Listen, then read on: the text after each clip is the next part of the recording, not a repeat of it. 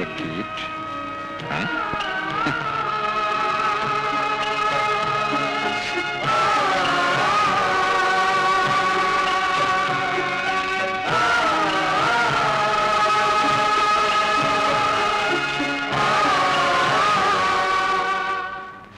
Advocate Nandakumar അറിയുന്നതിന് നിങ്ങൾ വിവാഹം ചെയ്യാൻ ഉദ്ദേശിച്ച ആതിരയാണ് ഈ കത്തെഴുതുന്നത്. ഞാനൊരാളെ സ്നേഹിക്കുന്നു. ഓർമ്മ വെച്ച നാൾ മുതൽ തുടങ്ങിയ ബന്ധമാണ്. മനസ്സുകൊണ്ടും ശരീരം കൊണ്ടും ഒന്നായി കഴിഞ്ഞവരാണ് ഞങ്ങൾ. ഞങ്ങളുടെ ബന്ധത്തിന് രണ്ടു കൂട്ടരുടെയും വീട്ടുകാർക്ക് എതിർപ്പാണ്. പക്ഷേ എനിക്ക് അദ്ദേഹത്തെ ഒരിക്കലും മറക്കാൻ വയ്യ. സമൂഹത്തിൽ നിലയും വിലയുമുള്ള നിങ്ങളെ വഞ്ചിക്കാനാവാത്തത് കൊണ്ടാണ് ഞാൻ എല്ലാം തുറന്നെഴുതുന്നത്.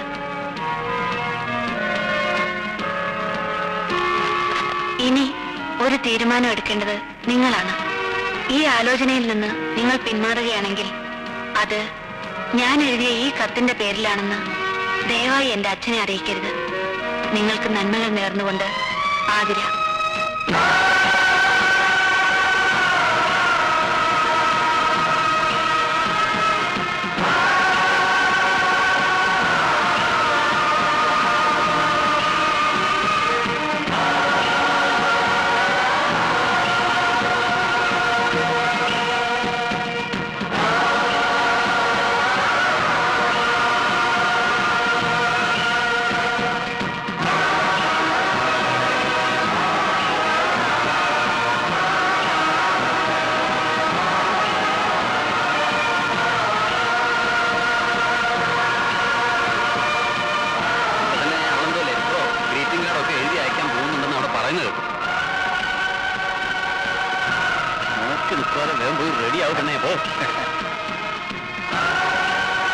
എന്റെ മനസ്സിൽ മറ്റൊരുവന്റെ ഓർമ്മകളില്ലെന്ന് നന്ദേട്ടൻ എങ്ങനെ അറിയാം?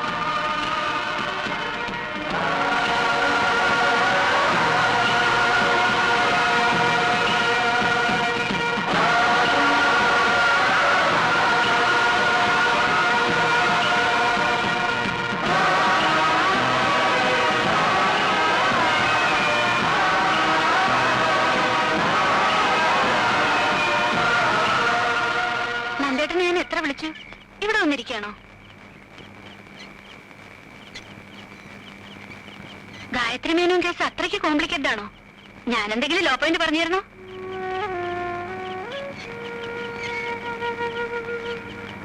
എന്ത് പറ്റി നന്ദേട്ടാ? ഒന്നുമില്ല. വല്ലാത്ത ടെൻഷൻ ഉള്ളതുപോലെ. ആലോചിച്ച മതി, വന്ന് കിടക്ക്. നീ കിടന്നോ, എനിക്ക് ഉറക്കം വരുന്നില്ല. എന്ന് ആലോചിച്ചോളൂ, ഞാനൊരു ശല്യമാവുന്നില്ല.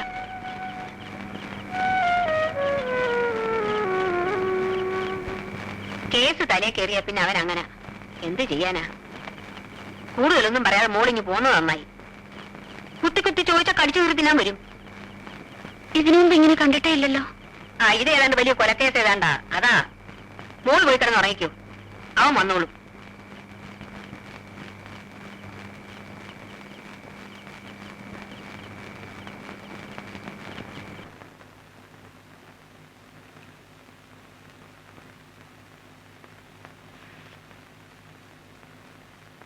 നന്ദേട്ടാ,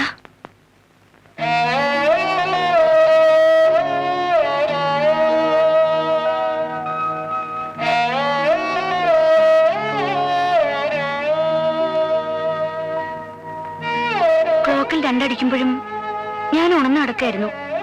നന്ദേട്ടൻ എന്താ ഇവിടെ അങ്ങ് കിടന്നുകളഞ്ഞത്? എവിടെങ്കിലും കിടന്നാ പോരെ? ഇന്നലെ രാത്രിയിലത്തെ മൂഡ് മാറിയില്ലെന്ന് തോന്നുന്നു. ചായ കുടിക്കേ? അവിടെ വെച്ചേക്ക്. നന്ദേട്ടൻ എന്തു പറ്റി? എന്നോട് എന്തെങ്കിലും ദേഷ്യം ഉണ്ടെങ്കിൽ തുറന്നു പറയണം. ഈ അവഗണന എനിക്ക് സഹിക്കാൻ പറ്റില്ല.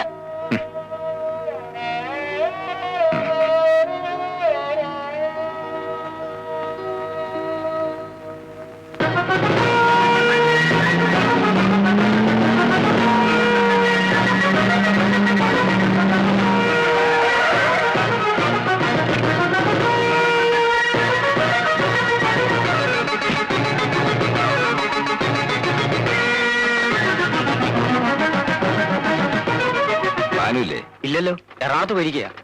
എപ്പോ വരും? നാളെ വരും.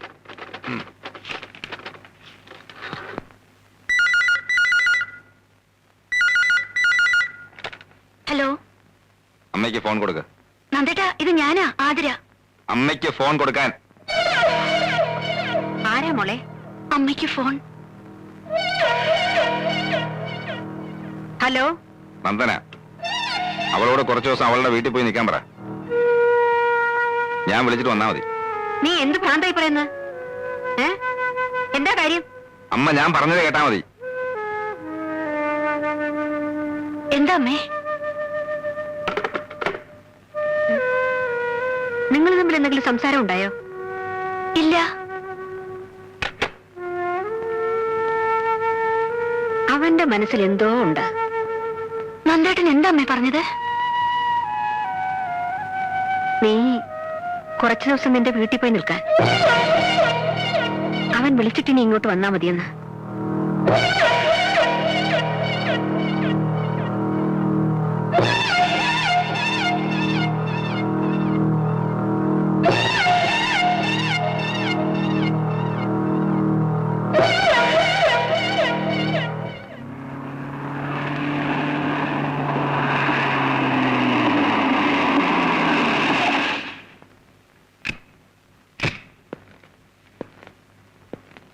നിനക്കെന്ത് പറ്റി? അവള് പോയില്ലേ? ഇല്ല. കാര്യമറിയാതെ അവളെ പറഞ്ഞു വിടുന്നത് ശരിയല്ലെന്ന് എനിക്ക് തോന്നി. ഒരു രാത്രി കൊണ്ട് ഇവിടെ എന്താ ഉണ്ടായേ?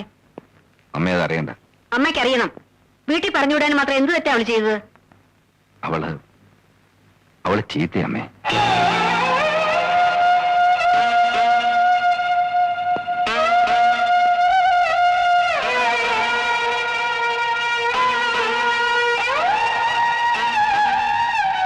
കല്യാണം കഴിഞ്ഞ ആദ്യ ദിവസങ്ങളിൽ ഞാൻ അമ്മയോട് ചോദിച്ചില്ലേ നമുക്ക് തെറ്റുപറ്റിയോന്ന്? തെറ്റുപറ്റിയെന്ന് ഇപ്പൊ ബോധ്യമായി. അവളും ഭാനും കൂടെ എന്നെ പറ്റിക്കായിരുന്നു. നിന്നോട് ഇതൊക്കെ ആര് പറഞ്ഞു? എന്റെ കൈ തെളിവുണ്ട്. അവക്ക് പോലും നിഷേധിക്കാൻ ഒക്കാത്ത തെളിവ്. അവളിപ്പം നിന്റെ ഭാര്യ മാത്രമല്ല, നിന്റെ കുഞ്ഞിന്റെ അമ്മ കൂടെയാണ്. ശരിക്കും ആലോചിച്ചിട്ട് വേണം പറയാൻ. ഞാൻ ഒത്തിരി ആലോചിച്ചിട്ടെടുത്ത തീരുമാനമാണ്. ഇനി അവൾ ഇവിടെ നിന്നാ എനിക്ക് ഭ്രാന്ത് പിടിക്കും.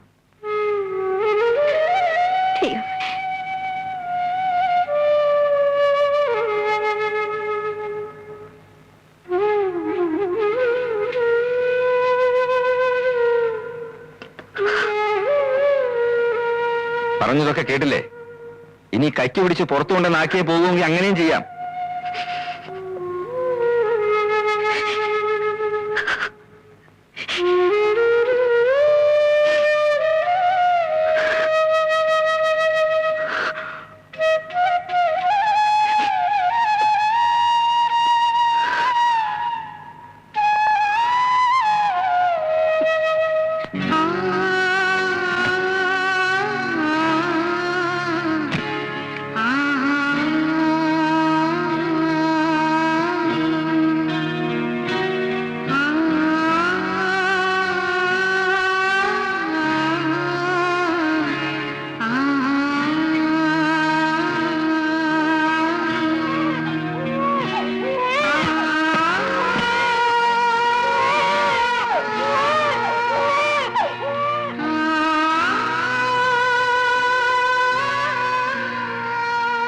മോളെ,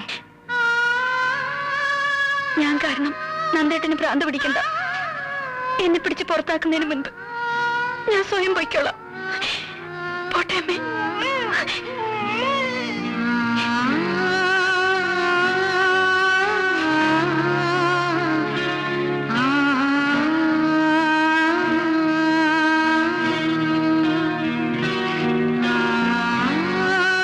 അവളോട് പോകരുതെന്ന് പറഞ്ഞു. മോളെ, ഇല്ലമ്മേ, നന്ദേട്ടൻ നിൽക്കരുതെന്ന് പറഞ്ഞു വീട്ടിൽ. പിന്നെ എനിക്കെന്താ സ്ഥാനം?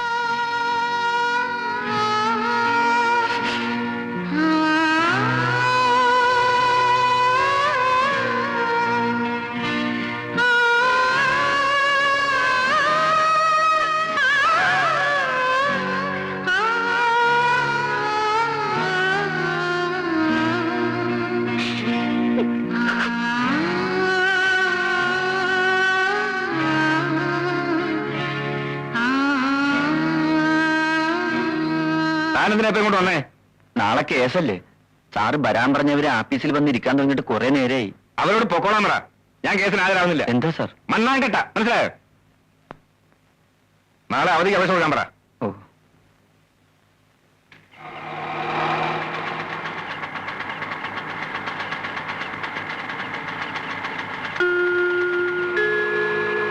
അയ്യോ മോളല്ലേ?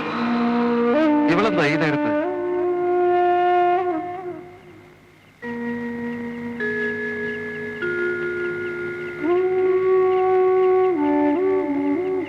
നീ എന്താ മോളെ ഈ നേരത്ത്? നന്ദൻ വന്നില്ലേ?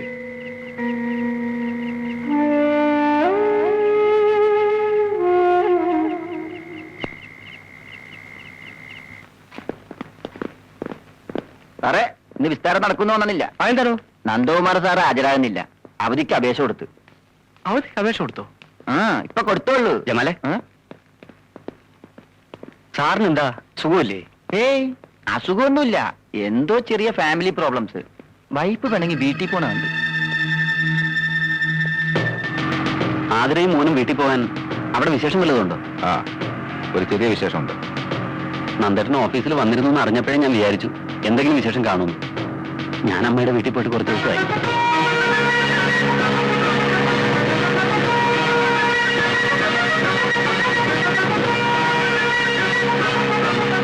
എന്തിനാ നന്ദേട്ട ഇപ്പൊ സ്പീഡ്? നിങ്ങൾക്ക് പോയി പറയും.